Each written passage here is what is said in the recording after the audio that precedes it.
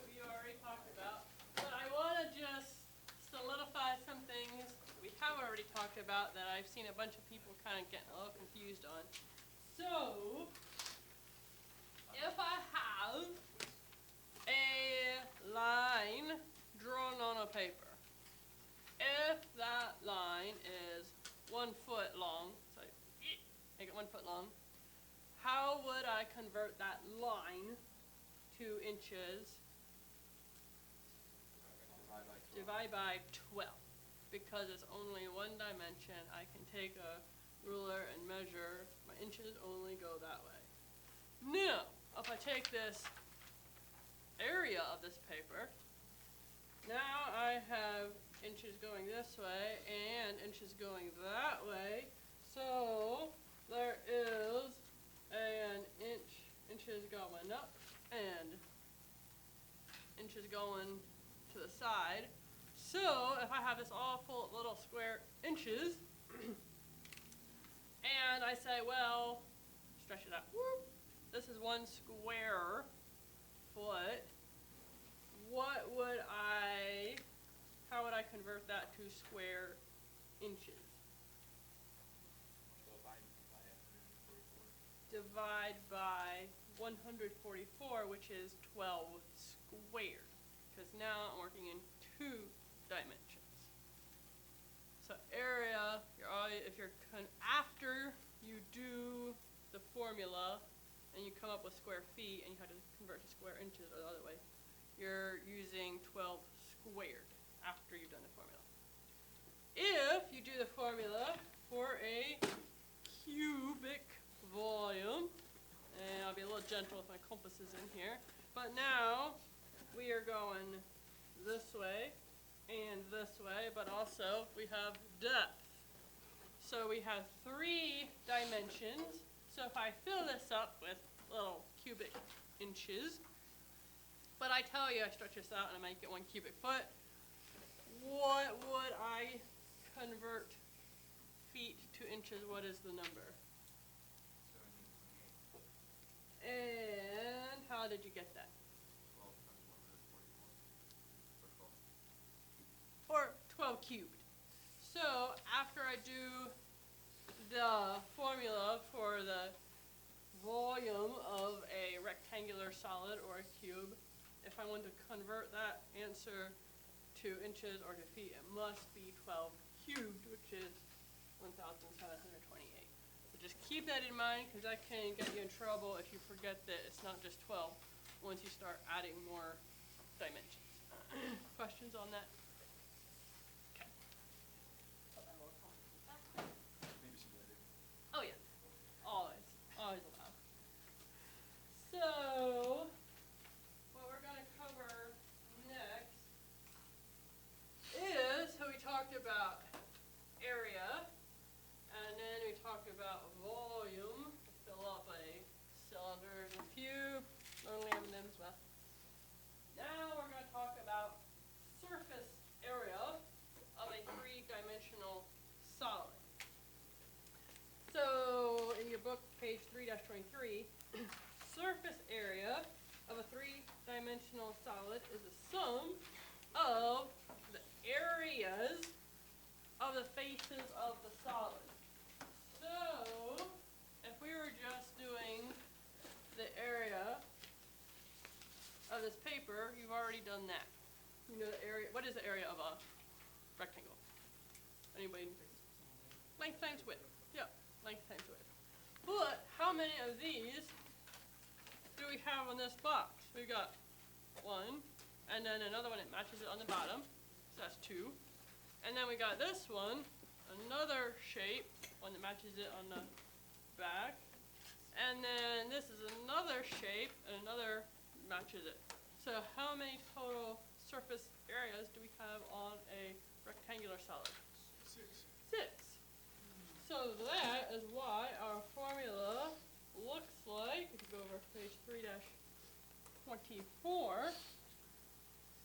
so we already know for just a rectangle, area equals length times width. So that's kind of our core starting point.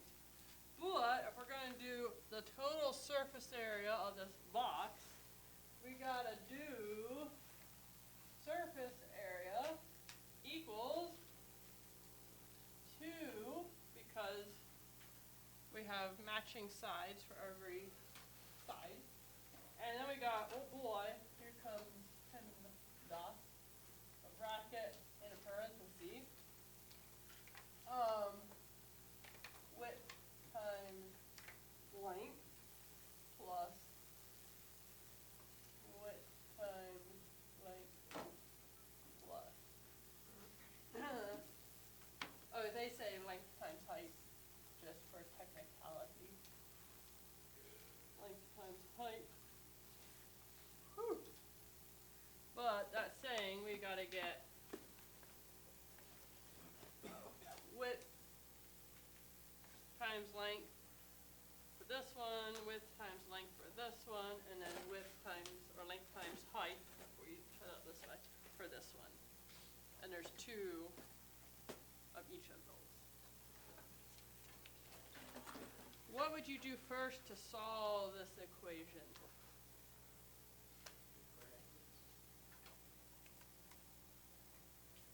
So, correct. You would do that first to get a number, that to get a number, that to get a number. Then you would add those numbers together. Once you get that all to equal a number, multiply that by 2. A cube, so if I squish this down so every side was perfectly square, anyone remember what the area of just one square is?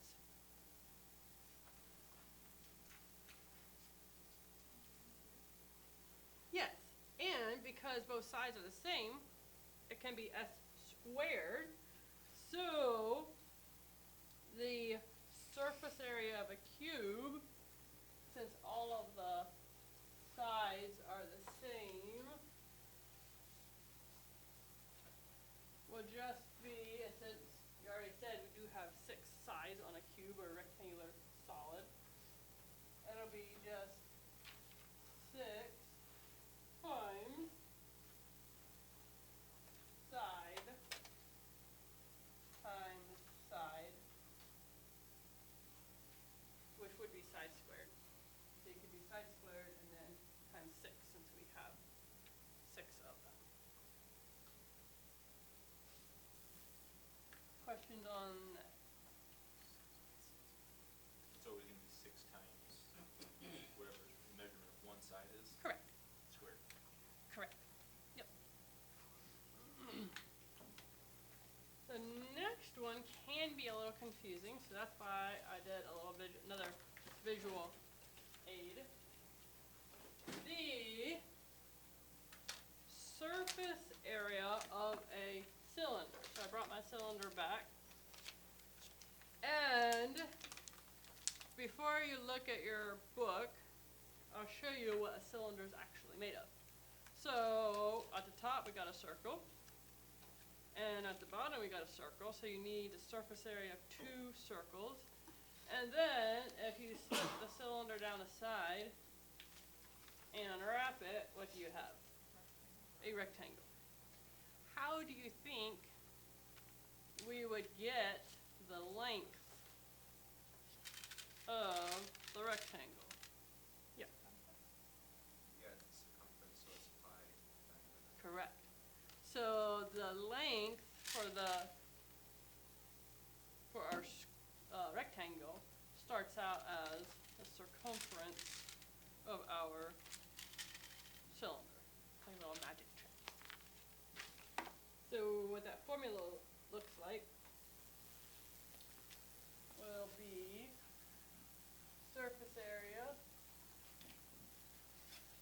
equals 2 times pi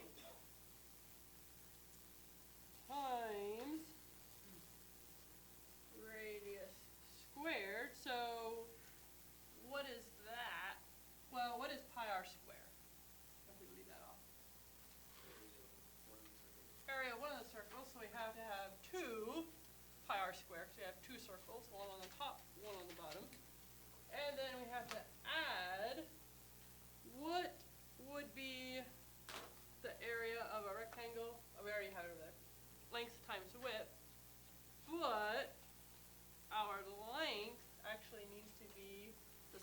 circumference of a circle, which that formula is pi times the diameter.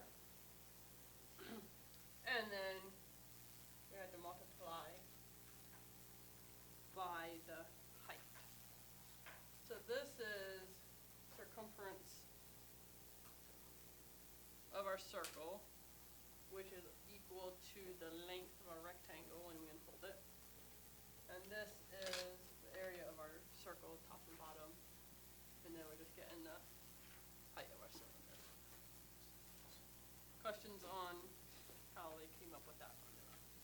Surface area. Yep. What is the second line of the book? There's two lines, you see. You have the same thing? There's two different.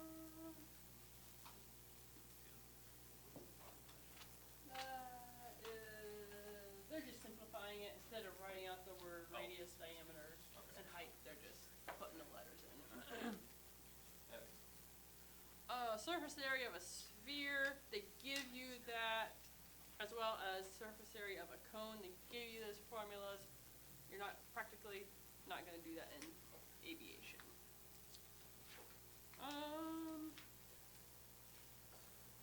Questions on that? Okay, I'm going to open up another lab, and then you'll have some lab time to work on all the labs you currently have. As long as you have the one you're fine. So I'm gonna try to generate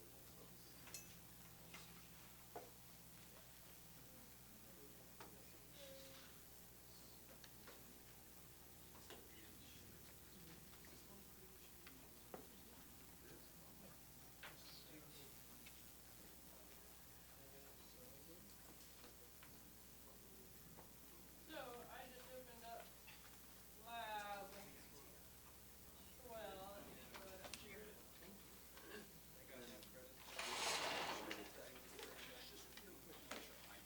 I didn't check. That's a great idea.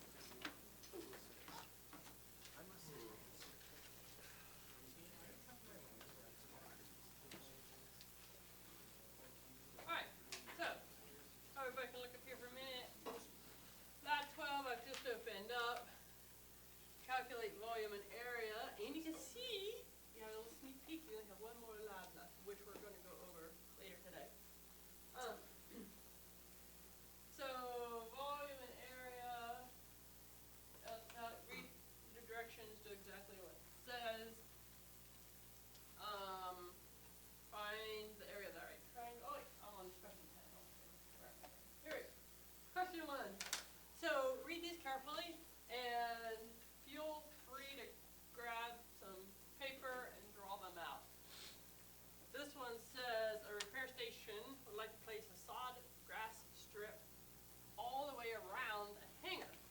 The proposed grass strip will extend out 2 feet from the perimeter of the building. Let me actually draw this one.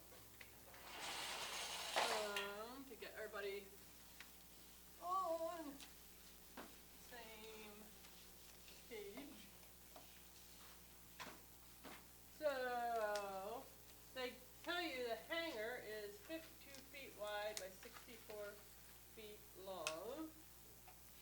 So this is our hangar. 52 by 64. And they want to put grass all the way around the outside. And it's 2 feet on all sides. So how do you think you would go about finding out just the square footage of this grass area? Yeah. At 2 feet for each of the 64, 52, 66, and 54. Close. Find the area of the. add 4 feet. You have to add 4 feet to each of them because it's 2 feet on this side and 2 feet on that side. So 64 plus 4, and then 52 plus 4. 2 times length, 2 times width, and add Correct. 4. And then you do your area of a rectangle. But we only want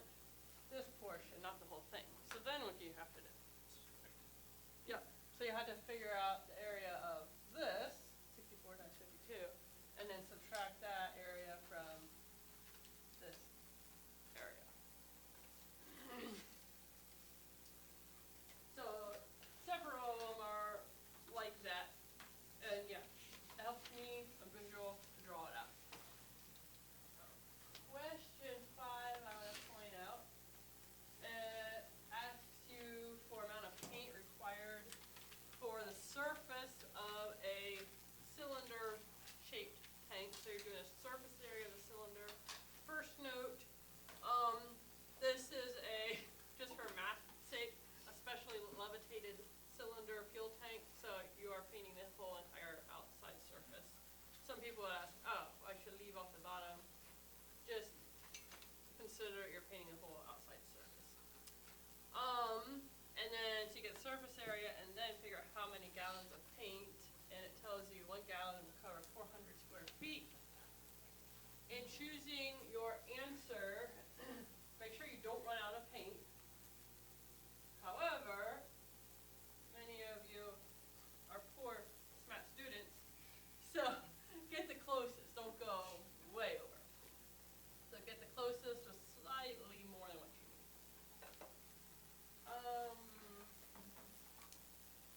Question 8. This is similar to the one that you had on your paper lab, just break it down into the cylinder and the rectangular solid into workable units.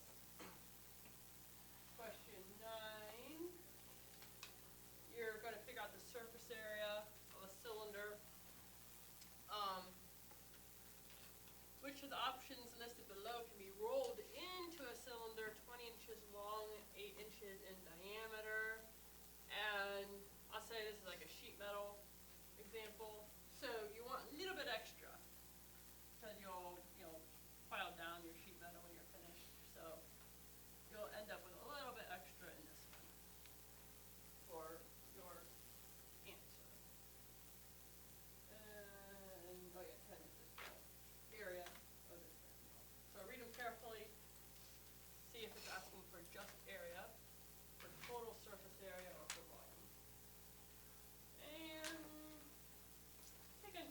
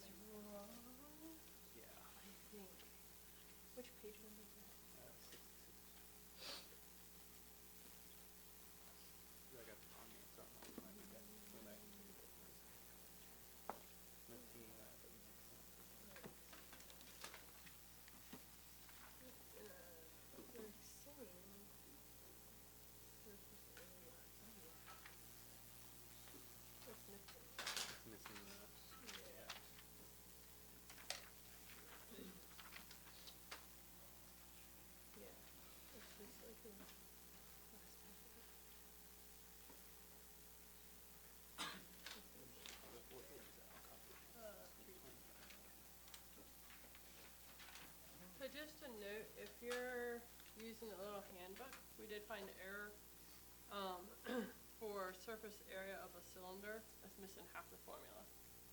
So, textbook, I have gone through the formulas in the textbook and your textbook's solid, so, double check. I don't know.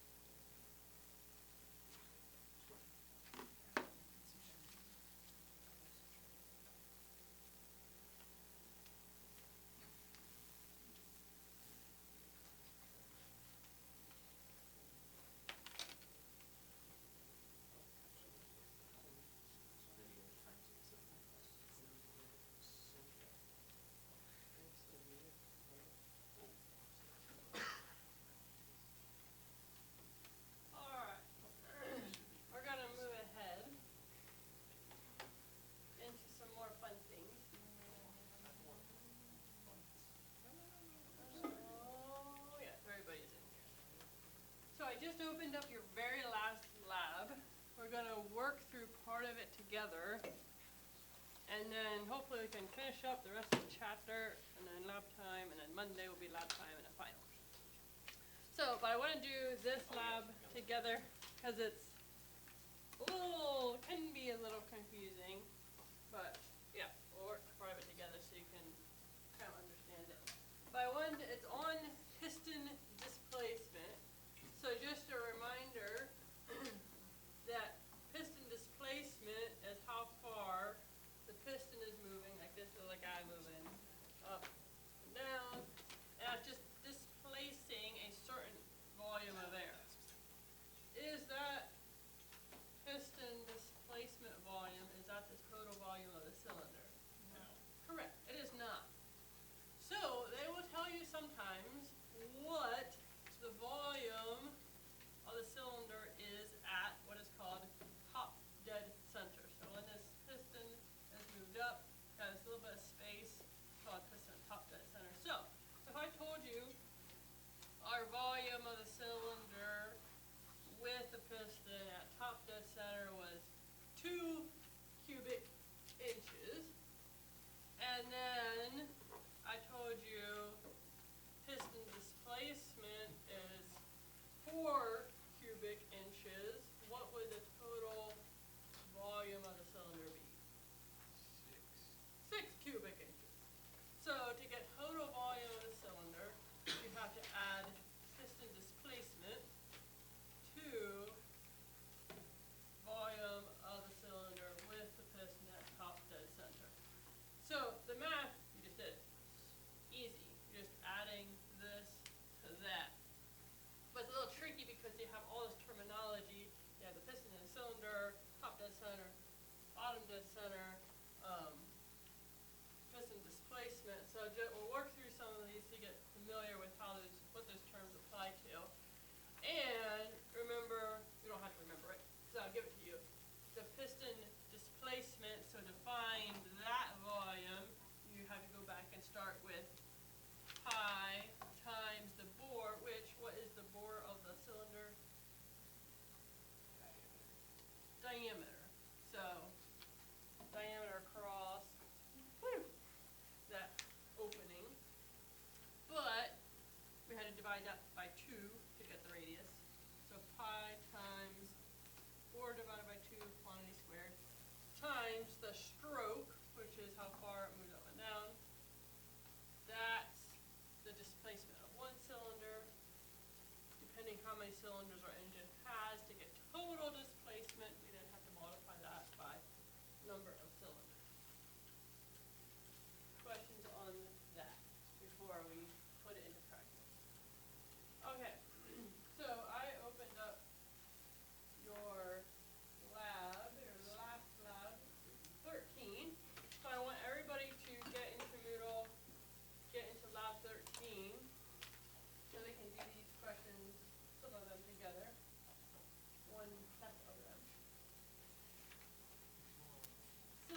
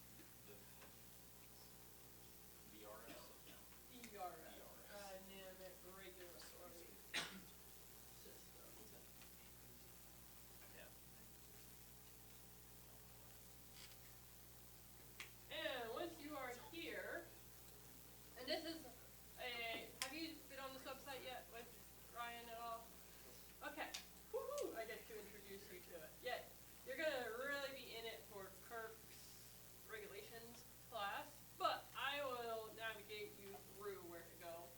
So, first of all, you're going to go over on this left-hand side and start scrolling down until you get to design and production approvals, which is, scroll down a little bit, you'll find design and production approvals. Click on that, and I'm gonna scroll it up so you can see it at the top. So design and production approvals, that drops down, and then you are gonna select type certificate data sheets. Click on that.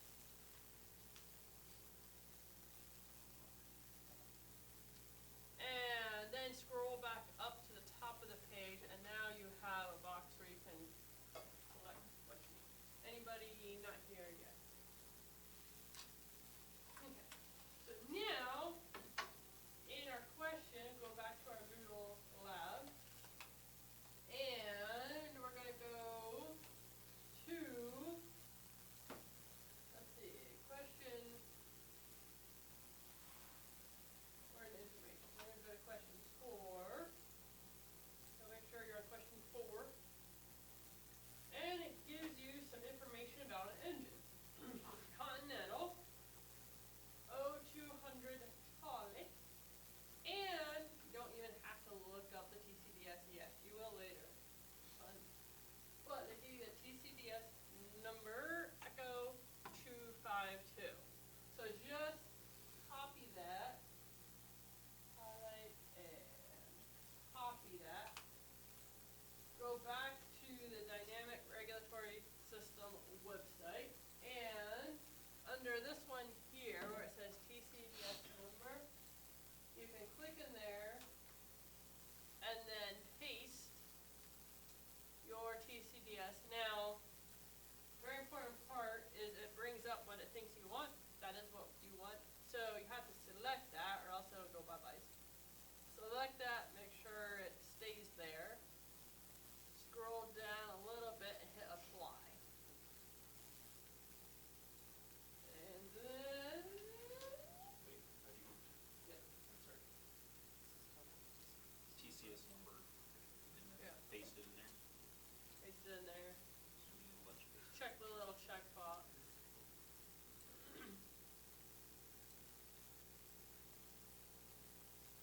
And then apply. Oh.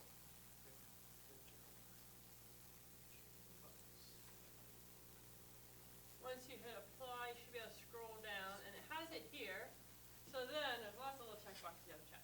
So then you can say, yes, that's the one I want. Check it there. And then you can click on this, and it'll open it up for you. There we go. So now, finally, have the TCDS that we need. And then we're gonna go back to the Moodle lab, say, wait, what engine is this? I forget right now. And we're looking for the O200 Charlie, and we're asked for the bore and stroke of the engine. So go back to our TCDS, and here it has model, and over here is our O200. So we're gonna scroll down and find bore and stroke, which is right here.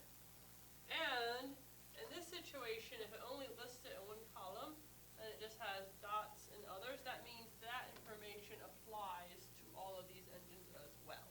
If it's different, it'll say so. Otherwise, it applies. So these numbers are listed in order of the words here. So our bore is 4.062, and our stroke is 3.875. So put that information in your short-term memory, and come back. So we've got 4.62, 3.875, and it is in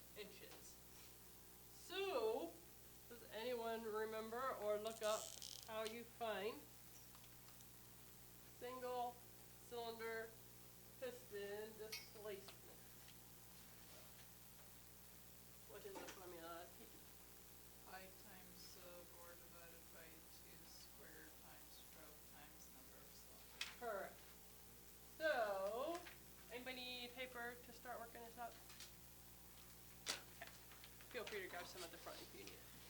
So it'll be pi times, and anyone remember what the bore was if you go back to question 4?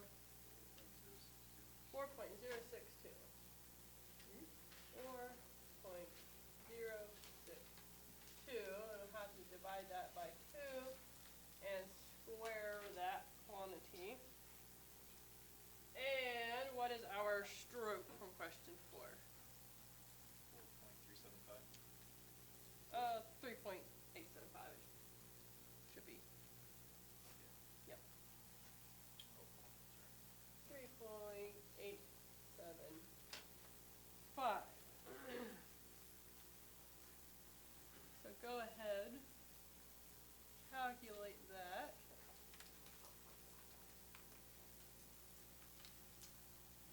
And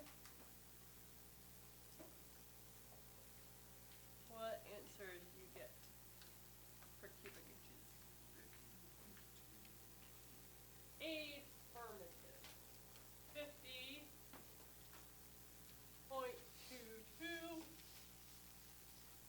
And you can type that, and you get the answer, 50.22. Not that. 50.22. There we go. Keyboard's on a stroke. So that's your answer for question 8. Then, and the next 3 questions will be, like question 9 goes with question 5 engine, so on. So we're going to skip to question 12. And now it says, whoa. Times by 4. Exactly. Determine total engine displacement. And if you go back to question 4, it is a 4-cylinder engine. It tells you that. So you take 50.22 times our 4 cylinders. And what answer do you get? 286? 201. So, it tells us, round your answer to the nearest whole number. So 201 is what we will want. 201.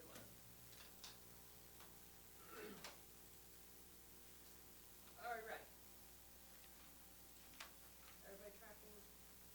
Do you know if you get that from the data sheet, or will maybe do that in the What you calculate could be slightly different, and you'll see that. But yeah. It depends what purpose you're using this for. Sometimes like, oh, what's going on with the engine? But yes, this information will be in it. Yeah. Which you can use that as a double check to make sure you're doing your math right. Then we get to next information. For the following questions, you will need the single cylinder displacements you calculated for each of the engines in the previous question. So we're just doing the first engine, but you'll need that single cylinder displacement, which was what? 50.22. And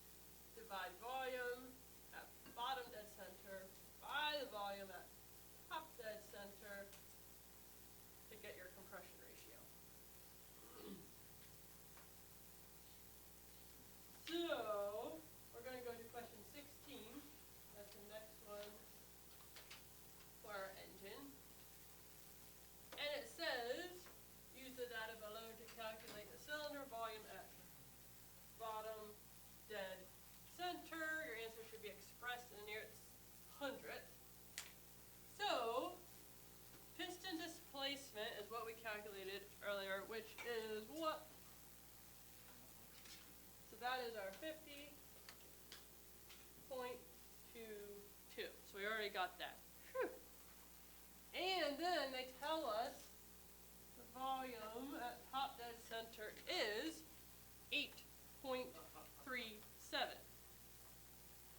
So, how do we get, which is asking for volume at bottom dead center, how do we get that?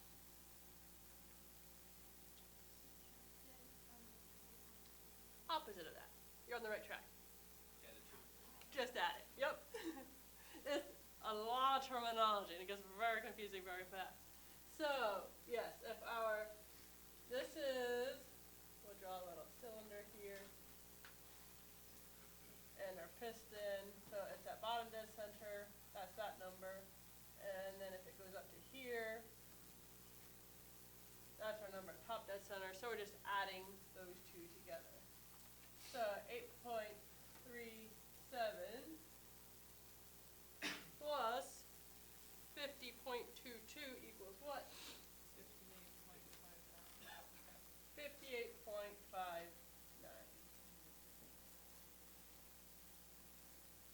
And it does say nearest hundredth, so 58.59 is our volume at bottom dead center.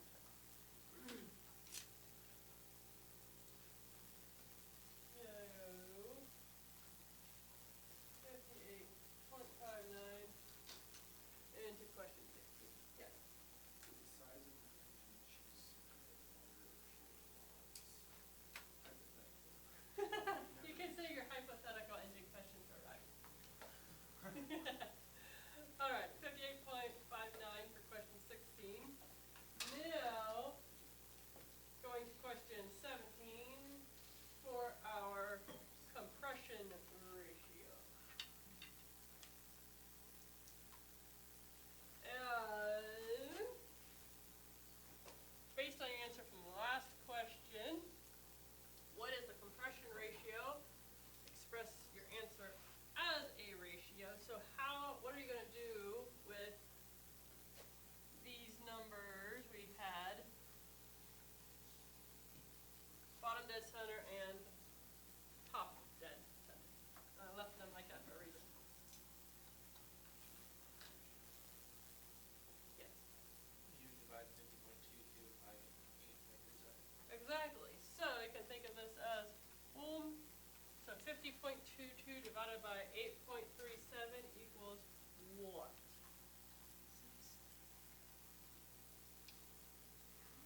I thought when you did it, you have to add that 8.37 to it to get the total. Oh, you're right, you're right. I did this wrong. Thank you. Yes. Backtrack. Yes. It is 58.59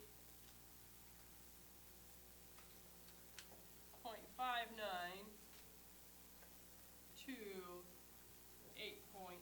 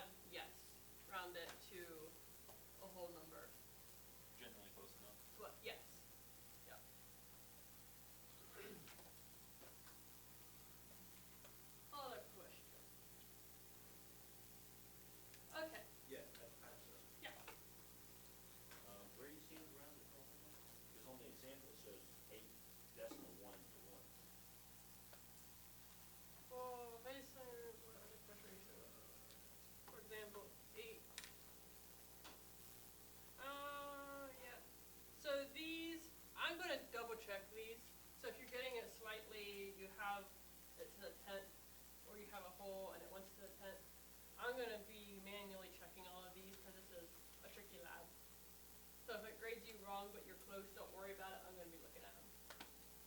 So do go ahead and round to the whole number. Yeah. Okay. Yep. Alright, work on that until 2:30. Make sure you take a break and be back in here at 2:35.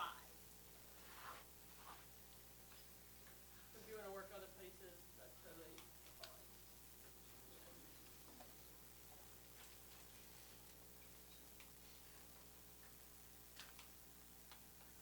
Could you show me how to get in that dynamic? Yeah. I missed a step in this. Yeah, let me grab that.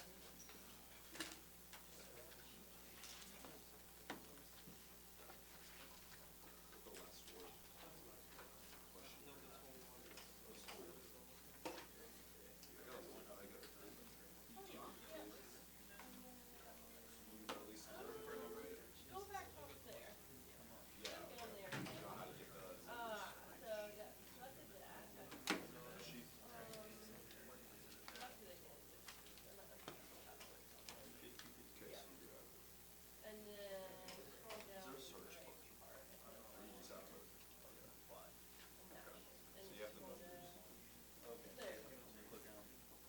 You had to do the check box. And it's very hard.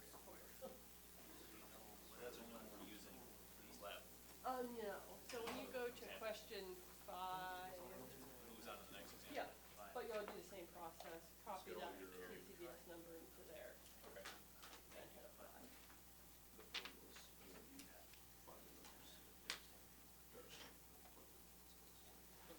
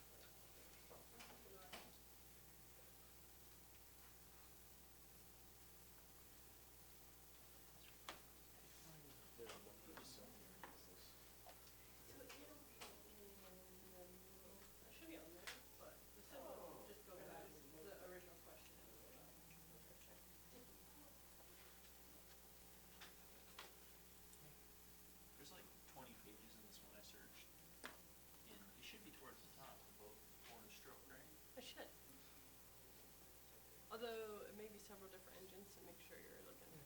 That's what I'm wondering. Check number.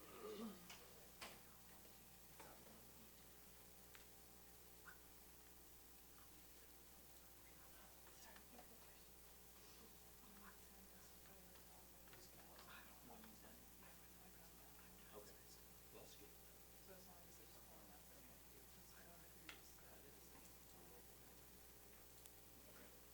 but it is there. Well, that's good to know. It's, I think on the second page.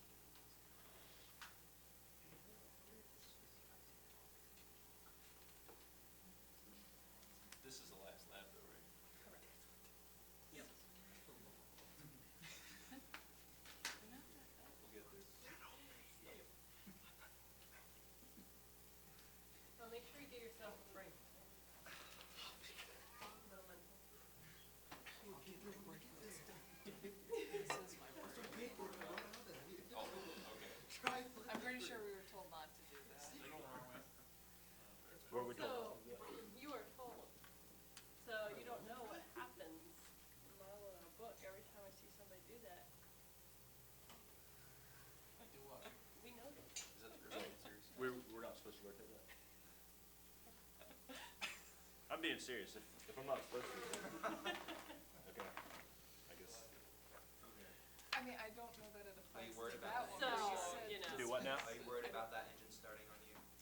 No. It's a joke. No, I didn't know if it was like an antique or something. It's a joke. Seriously, I'm being sarcastic. Okay. Well, I just don't want you to see me spin that and be like, Job has no respect for the rules. No, a real one we were specifically told not to. It's just not as good to do it in practice. No, I bet that sounds serious. I would. So it's. That's the problem I'd with give my you the family. We're not good at jokes. Well, I'm trying to avoid that. I want to see that other people and learn from their mistakes. I'm big on learning from other people's mistakes. Alright? TDS number, Echo 5 Sierra. I'll put that into here. So clear that. Okay. First of all, clear. And then refresh the whole thing. And then, oh no, it still has the old one. Uncheck it. I got this. Refresh again. That just, it's bad.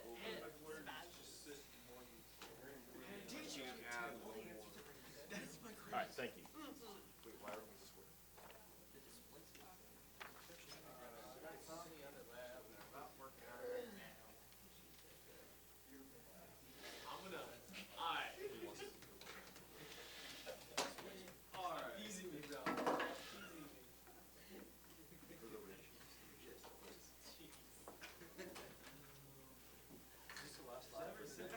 It is.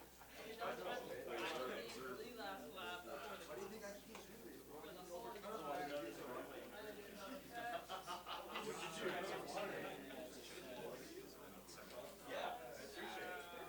Wide is that? And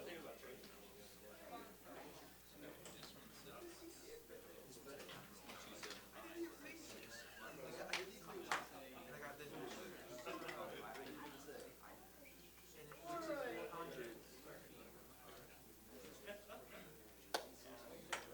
The last hurrah. Well, I guess the last hurrah will be Monday. But we're gonna get started again. Hopefully, our missing people become unmissing. First of all, I do want to confirm that Lab 13 that you were just muddling through is the very last lab for this class. So no more labs to be opened. However, we have a little bit more material to cover to meet the ACS, to finish up the textbook. But yes, no more labs. So the next thing in your textbook, and don't get too scared with this, is trigonometry. So, or trigonometry if you like Winnie the Pooh. Trigonometry is, everybody with me? Thank you.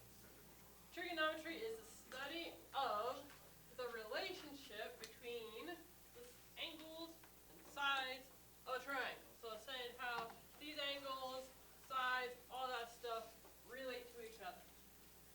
And we're not deep diving.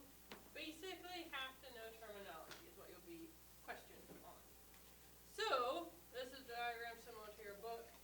You can notice each angle is labeled with a capital letter. Each side is labeled with a lowercase letter. And the triangle is a right triangle because angle C is a right angle. And side A is called the opposite side because it's opposite of angle A. And side B is next to side A, so it's called the adjacent side. And anybody that had a little bit of trigonometry in high school, remember what side C is called? The hypotenuse, not the hippopotamus.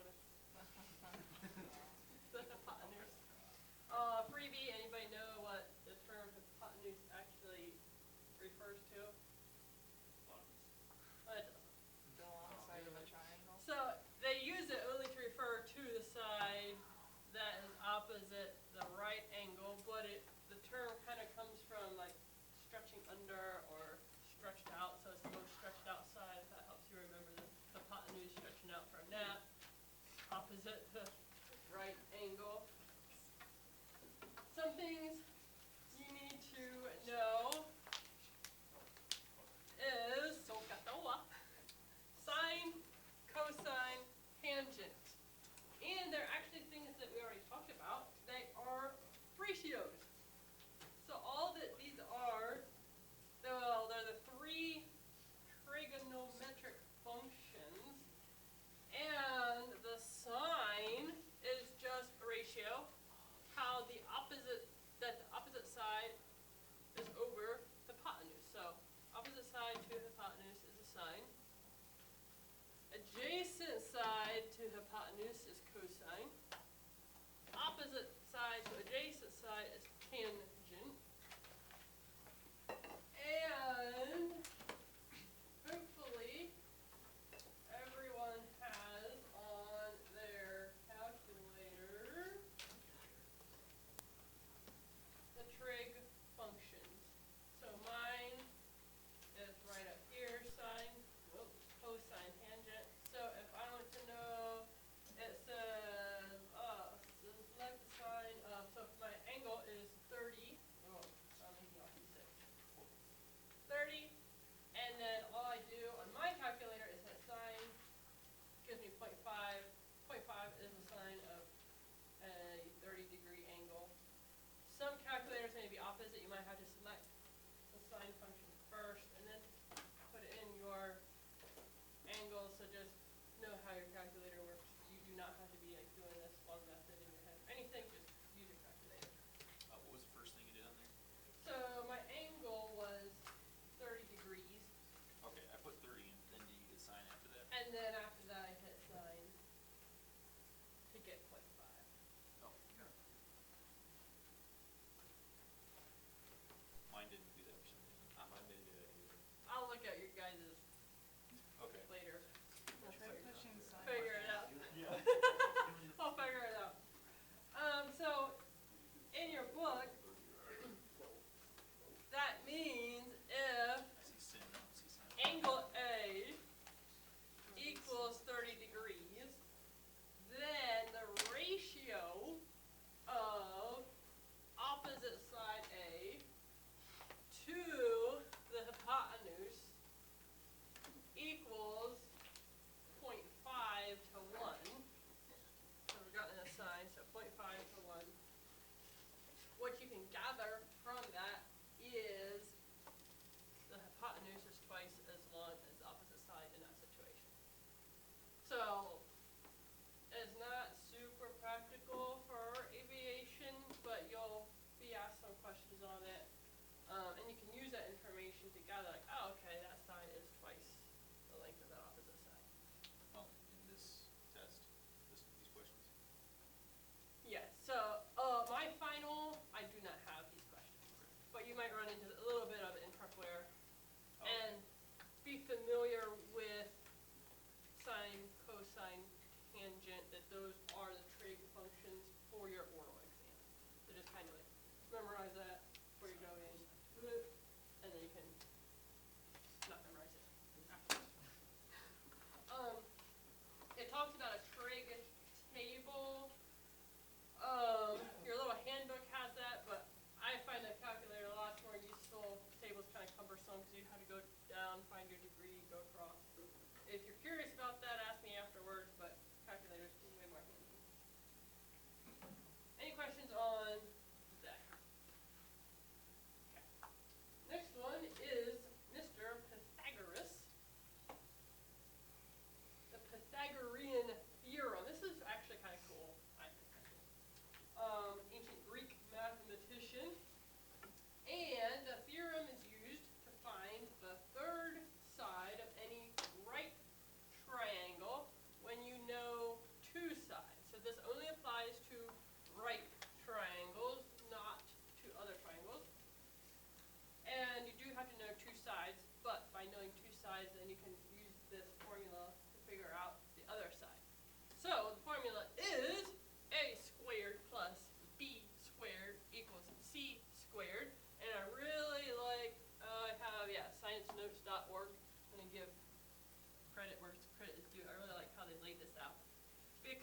take this line, length, and square it, this line, length, and square it, it will be equal to that line, length, squared.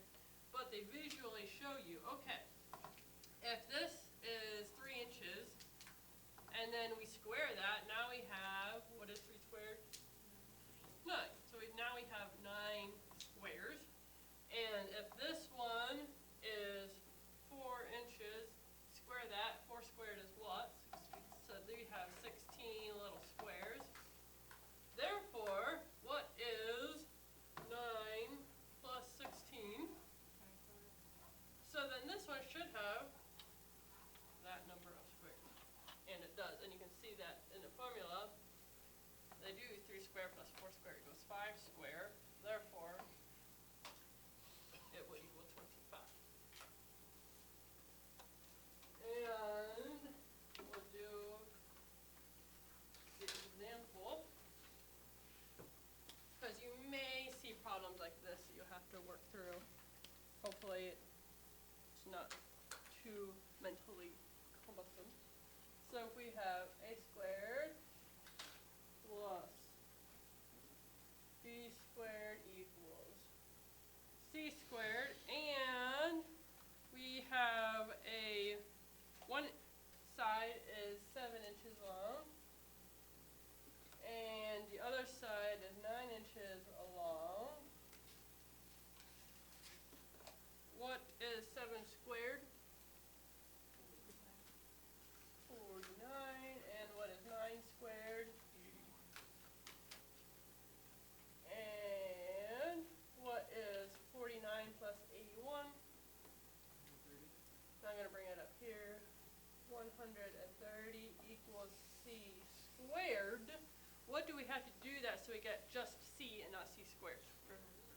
Take the square root of it. And what is the square root of 130? 11.4 equals c. So now we know the other side of a triangle. Questions on The last part of that, yes. 49 plus 81 is 130. And why are we squaring it? So we had to take the square root because 130 equals c squared. Well, we want to know just the length of it. We don't want to know the square of it. So to get just c instead of c squared, take the Not square take root. the square root. Correct. Okay. And the next problem, I think, is more practical to kind of see how that would work out in a real world situation.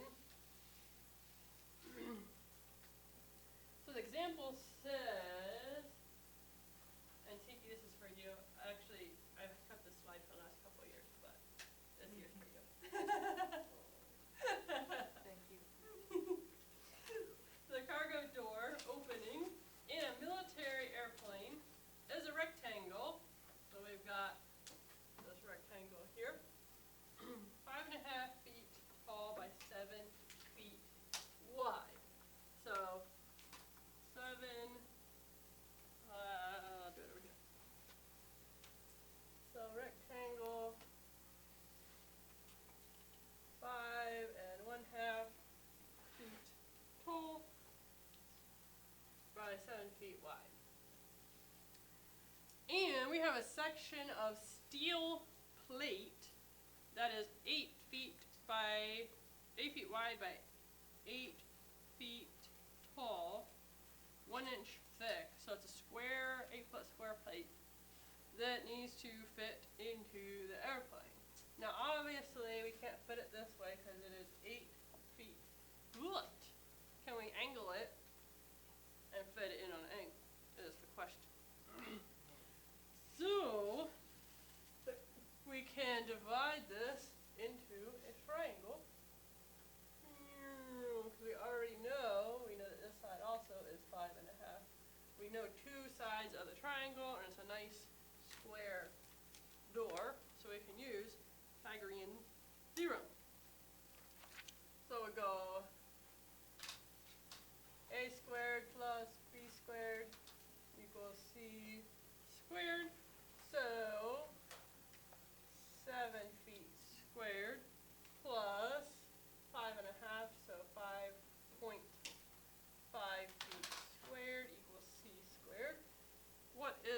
squared. 49. And what is 5.5 squared? 30.25. And what is 49 plus 30.25? 79.25 equals c squared. And what do we need to do to get just c by itself? And what is the square root of 79.25? 8.9. 8.9. So that is this length here. So can our 8-foot plate go at an angle and fit in a door? Yes. Woohoo! We can take that along. So that's one way that maybe if you have the guy sitting in the office and you don't want to drag your steel plate out and see if it fits through the door, grab your math dude, which now can be you, woohoo, and whip out Pythagorean's theorem and tell your loader is yes, it will work, or no, it will not work. It's an easy 3. And here is, so this is old DC-3. Here's your Cherry Flight Internationals. DC-3 converted with PT6 engines. Beautiful machine. All right. Any questions on Pythagorean's theorem? We're going to move on to, well, actually, I'll leave that because that's such a beautiful picture before we go to the next one. Next subject is the conventional U.S. or the English system. I'm just going to read some of this paragraph because it's kind of funny. Has anybody ever been confused by the English system? I sure have. So, and they talk about it's our cultural heritage from the days when the 13 colonies were under British rule. And it started as a collection of Anglo-Saxon, Roman, French weights and measures. So it's already a conglomeration of a whole bunch of different guys. The inch, this is how they came up with it way back in the day. The inch represents the width of a thumb. Whose thumb? The king's thumb. And the foot is the length of the human foot. That would be whoever happens to be king. Tradition holds that King Henry I, so you can be mad at that dude, decreed that the yard should be the distance from the tip of his nose to the end of his thumb.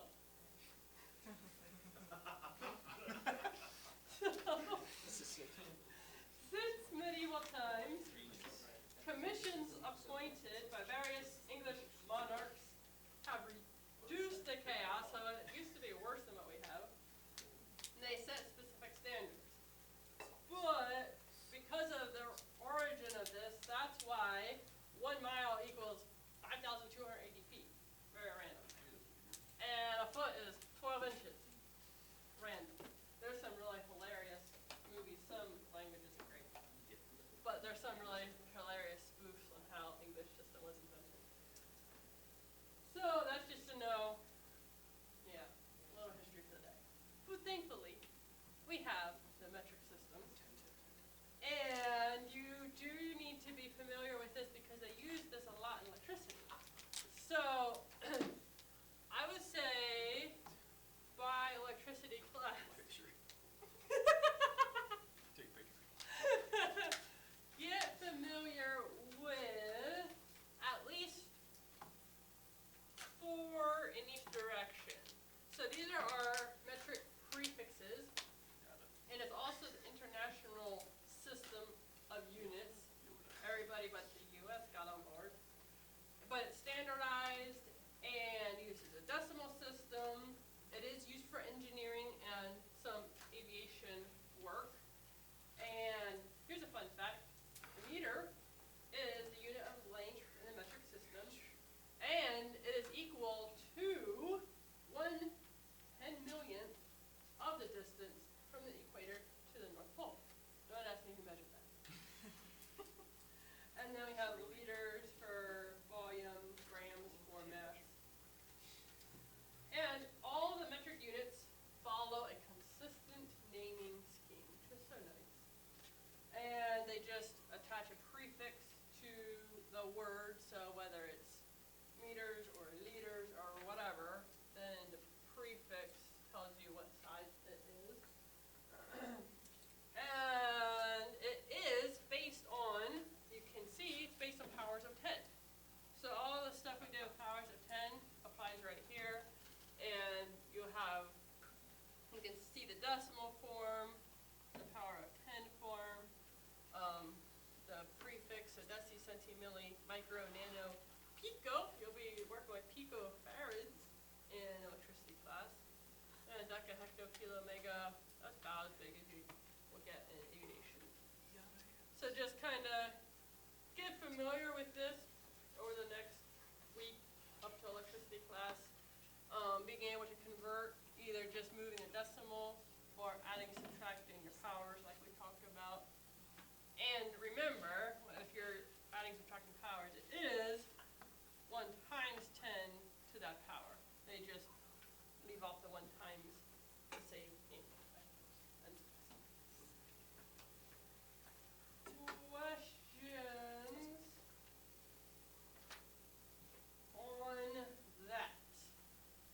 And conversions between metric and English, different English units, they are in your handy little handbook towards the front.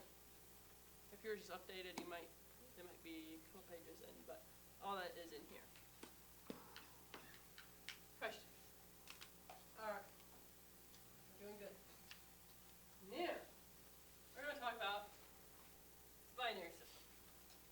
So, let me go back one slide. We talked about a decimal system, which is based on what powers?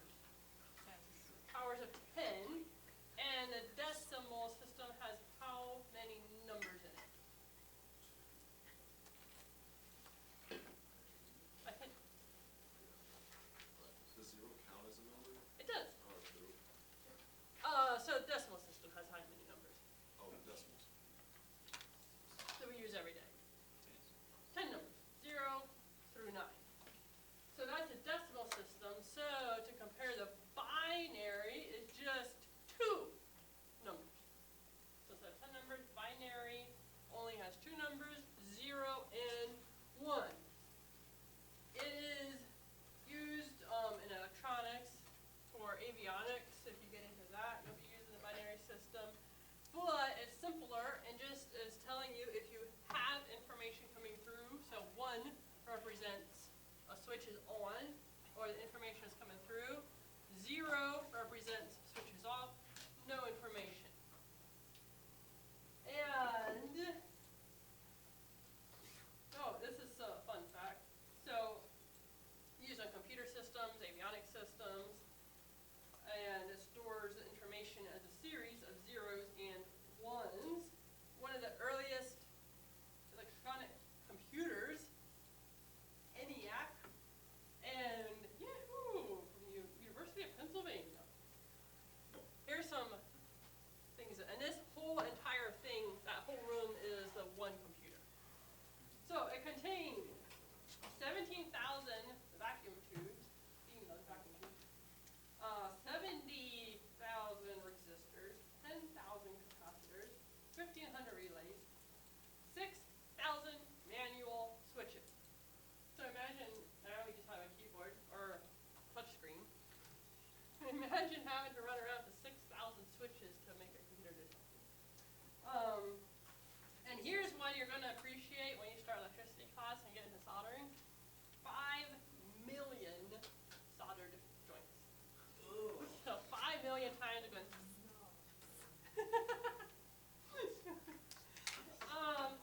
Today, we've come a very long way. So from 1946 to now, this is Kodiak aircraft and Garmin G1000, and they've even come from this picture they've updated.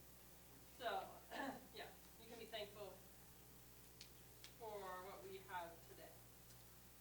But with the binary system, we're going to talk about place values. It is a base 2 system because so decimal is base 10 because it's on powers of 10.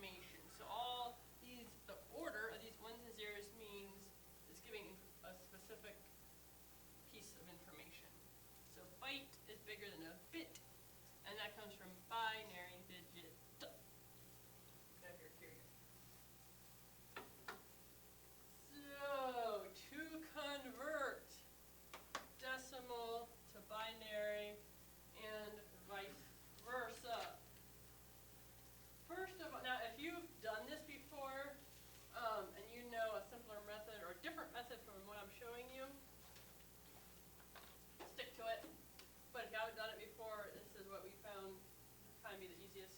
It's also how your book shows you how to do it, so that you can have something to refer back to. So if I have the binary number 1, 0, 1, 1, 0, 0, 1, 1, and I need to convert that to decimal. So I'm like, what in the world is that number in decimal form? Since this is a base 2, based on powers of 2, what helps me is to write out my powers of 2 first. I'll just do this to give you the visual. Normally you would start with 2 to the 0 power, but so I have to make sure I end up with the correct amount of room. I'm going to start over here.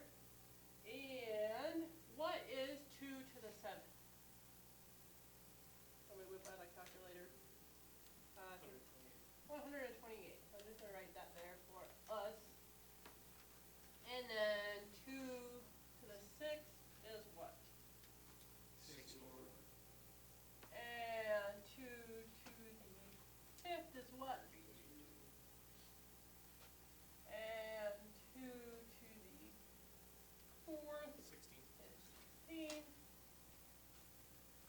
2 to the 3rd. 2 squared.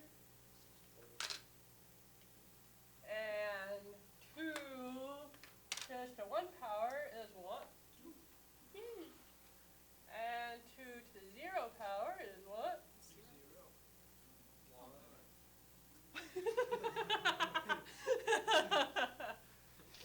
The wins. Any number to 0 is just 1. So what we do is we take this number and put it in order under our powers of 2 and see which information we're gathering. So we have a 1 here, that means we have information, and that information is our number 128. Next one is a 0, so we don't have anything in there.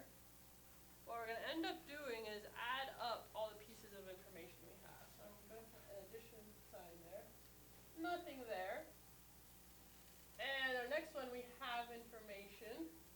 So that means we grab that piece of information, which is 32. And then our next one, we do have information. So we grab that 16, pull him down. Our next one, we do not have information, so nothing goes there. Next one, we have nothing, so 0 goes there. And then our final one, we do have a 1, so we pull down that information, which is 2. And then our last one, we have 1, we have information, which is 1. So then, take your calculator and add up all those pieces of information. 128 plus 32 plus 16 plus 2 plus 1. 179.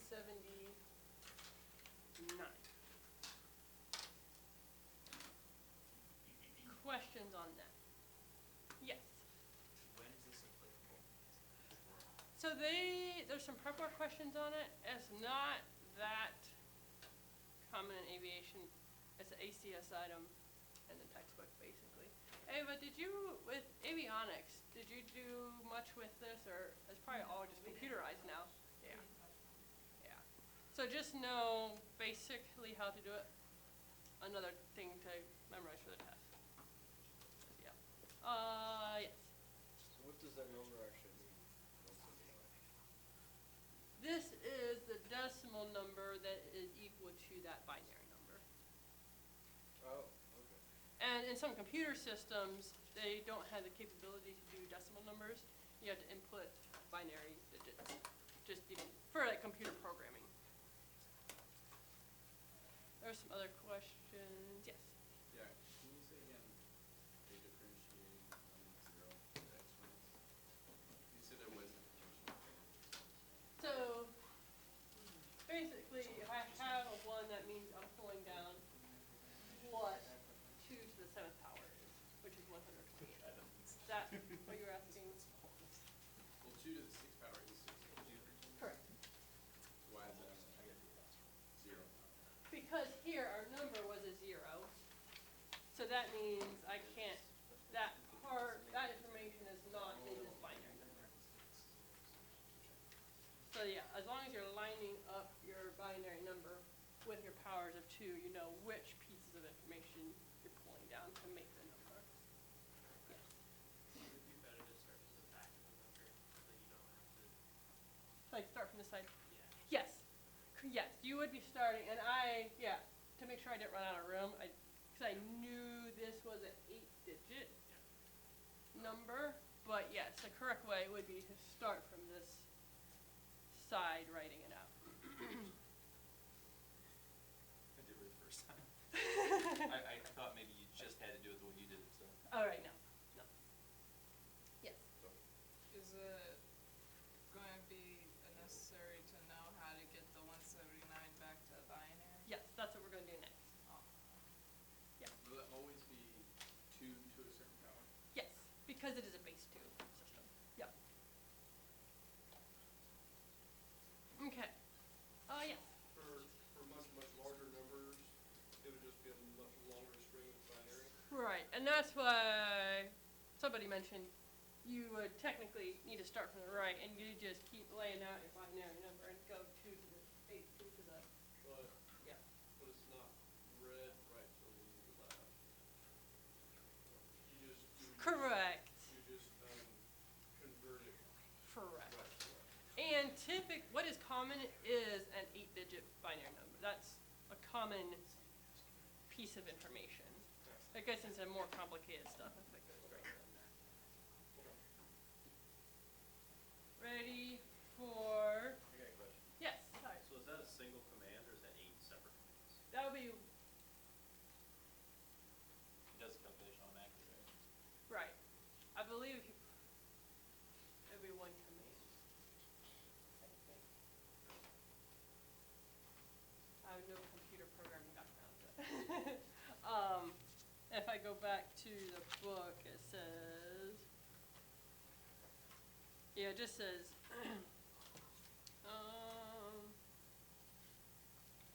I had it somewhere, yeah, that a byte, the bytes and the bits would be a piece of information, so.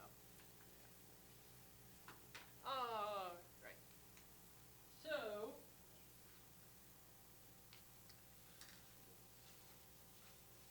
I'm gonna leave my base 2 powers up there.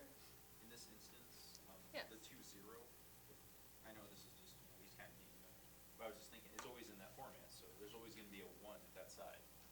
With 2-0. No. No? Nope, and you'll see in our next one, it won't be. Okay. So if we have the number 233,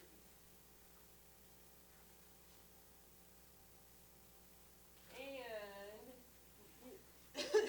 need to convert that into binary.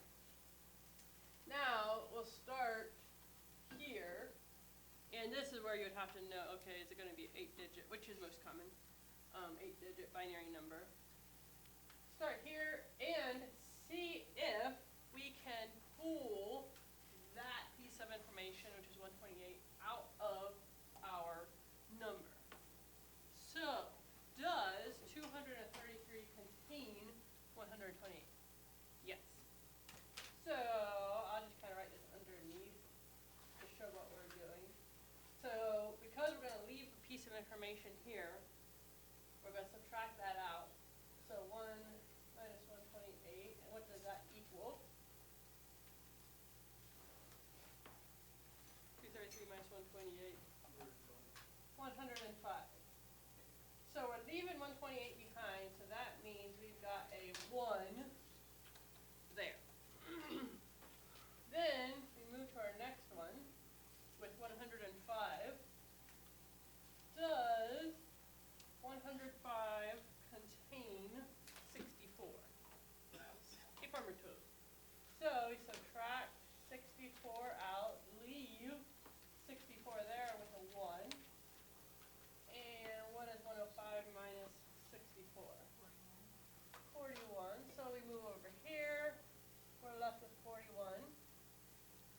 Does 41 contain 32? Yes. Yes, so we leave information there. Subtract out 32, and what are we left with? 9. Does 9 contain 16? No, so we have no information. And does 9 contain 8? Yes. So now we have 9, subtract out 8, leave that information there, and we're left with 1. Does 1 contain 4?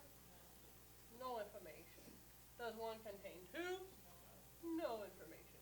And our 1, woohoo, can leave his information with 1. So 11101001 binary equal to decimal 233. I was looking down at another example. In the book, it'll show you page 3-28. It has 0010 as 43.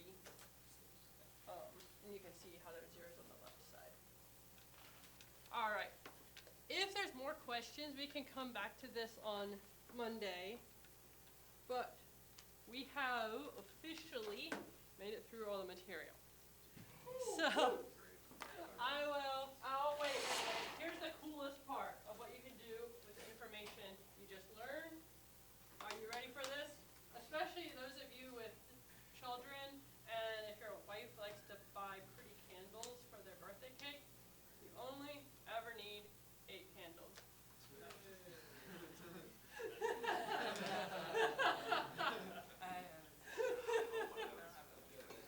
Oh, I get it. Isn't that so cool? That is gonna believe. Oh my God. That is quite humorous. Only ever need. Alright, so if you're so inclined, you can read to the end of the chapter, but that is the end. You've made it through. So, yes, you deserve a round of applause.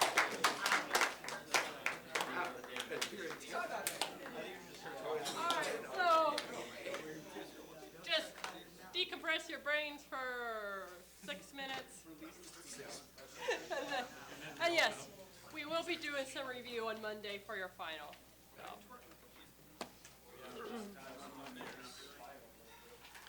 You said lab time on Monday? Yes. However, I'll probably do a little review, open up or give you the final. So then, however long it takes, some people get through the final and do final time, lab time. Yeah.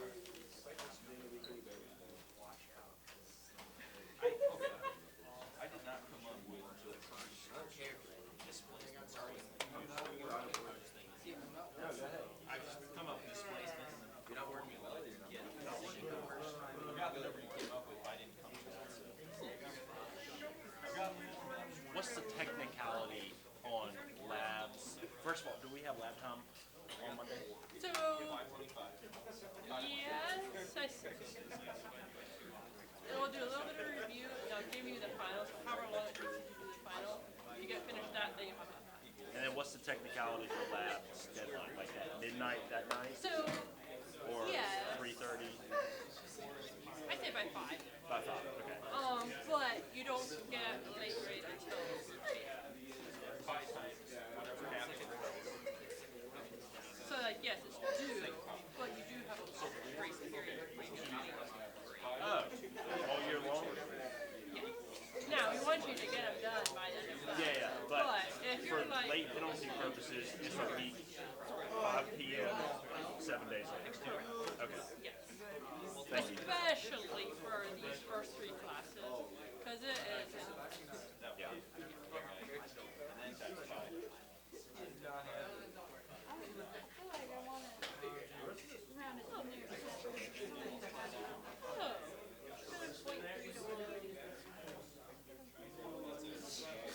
It is, yeah. So that looks good. Yeah. And these are the ones I'm going to manually check. I just wanted to. Yeah. Yeah. Okay. All right.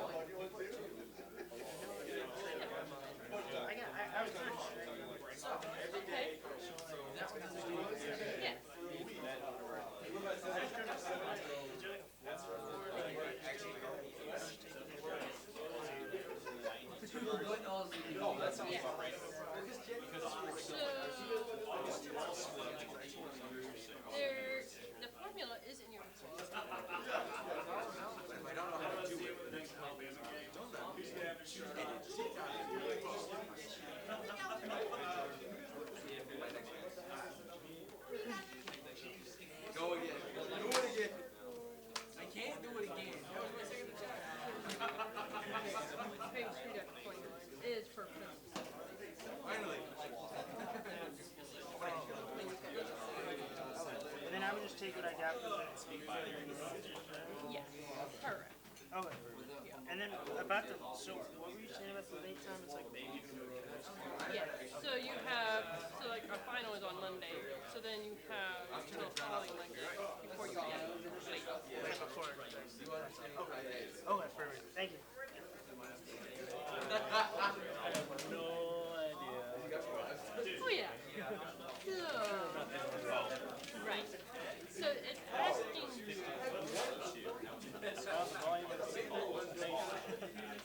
So it's giving you options of like a rectangular piece of metal. And then it says they want to roll it into a cylinder. So which one of those is 20 inches long? Alright, so that eliminates one. But 8 inches in diameter. So you have to use that diameter to get circumference. And circumference is the length, which will be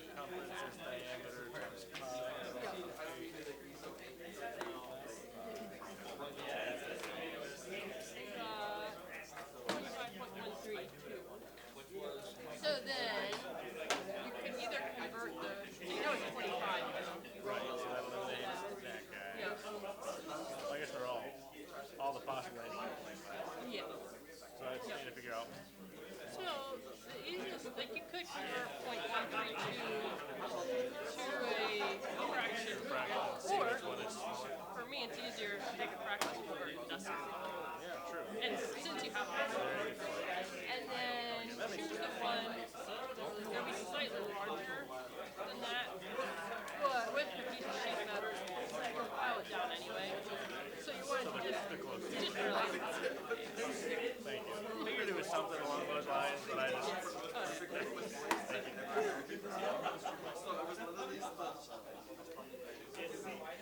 He's like, I stay with not much of what bags is water.